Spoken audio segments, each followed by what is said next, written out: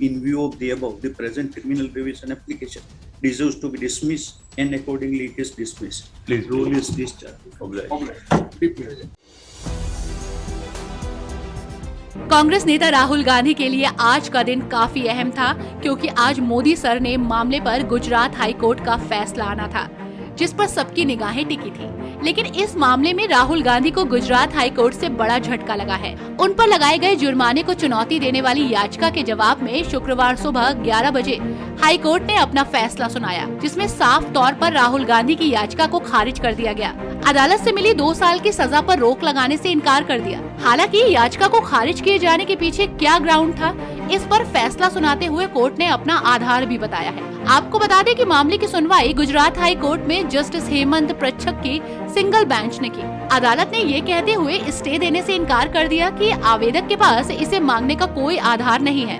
फैसले में इस बात पर जोर दिया गया कि दोष सिद्धि पर स्टे लगाना एक नियम के बजाय एक अपवाद है, जिसका सहारा दुर्लभ मामलों में दिया जाता है। इसके अलावा उच्च न्यायालय ने इस बात पर भी ध्यान दिया कि अयोग्यता केवल संसद सदस्यों और विधानसभा सदस्यों तक ही सीमित नहीं है। इसके अलावा ये नोट किया गया कि राहुल गांधी के खिलाफ 10 आपराधिक मामले लंबित हैं। वहीं वर्तमान शिकायत के अलावा वीर सावरकर के पोते द्वारा उनके खिलाफ एक और शिकायत दर्ज की गई थी। इसी के चलते अदालत ने निष्कर्ष निकाला कि सजा पर रोक लगाने से इनकार करने से राहुल गांधी के साथ अन्याय नहीं होगा। इसमें स्टे देने के लिए कोई उचित आधार नहीं पाया गया। फैसले में जिला न्यायाधीश से अपील प्रक्रिया में तेजी लाने, यथासंभव शीघ्र निर्णय लेने का अनुरोध भी किया गया है। In the facts of the application trying to seek stay of the conviction of the absolute non-existent ground, it is well settled principle of law that stay of conviction is not a rule but an exception to be resorted in the rare cases. Disqualification is not limited only to MP and MLA. Moreover, as many as 10 criminal cases are pending against the applicant, it is now need not for the hour to have purity of the politics. Representative of the people should be men of a clear character antecedents, and is also appears to be the record that the after filing of the said complaint, another complaint came to be filed against the present accused, out of which the complaint was filed by the grandson Veer Savarkar in consent court of Pune when the accused used defamation utterance against Veer Savarkar at Cambridge, and another complaints was also filed in the consent court of Lucknow.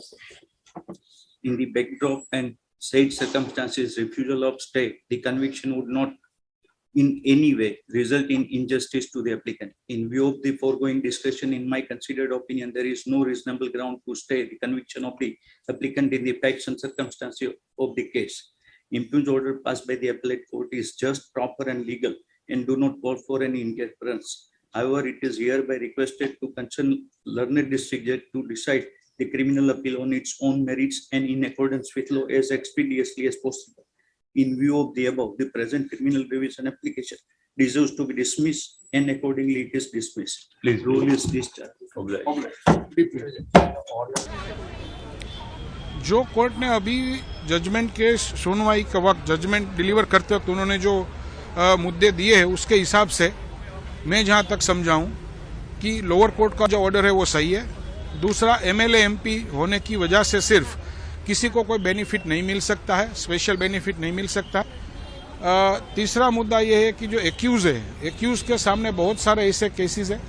चौथा मुद्दा ये है कि even after this what we जो हमने argue किया था court के सामने, उन्होंने वीर सावरकर जी के सामने भी कुछ उन्होंने स्टेटमेंट किए थे जो कि वांधाजनक टिप्पणी थी, और इसके लिए भी उनके ऊपर कुछ केस हुआ है। ये हमारी दलील थी जिनको ग्राह्य रखा गया है, और इसके हिसाब से आज जजमेंट दिया है, रिवीजन डिसमिस हुई है। वीर सावरकर के बारे में भी वीर सावरकर जी के बारे में उन्होंने स्टेटमेंट कुछ ऐसा दिया था कि मैं वीर सावरकर नहीं हूं, I will not say sorry, ऐसा स्टेटमेंट था जो कि न्यूज़पेपर वगैरह में अवेलेबल था। That we placed on the record, other side did not deny it, उनको ना नहीं बोला, and court has consider at this stage उसके साथ जो लोअर कोर्ट में अपील है उनको भी जल्दी से खत्म करे, ऐसा भी उन्होंने कोर्ट में ऑब्जर्वेशन किया हुआ है।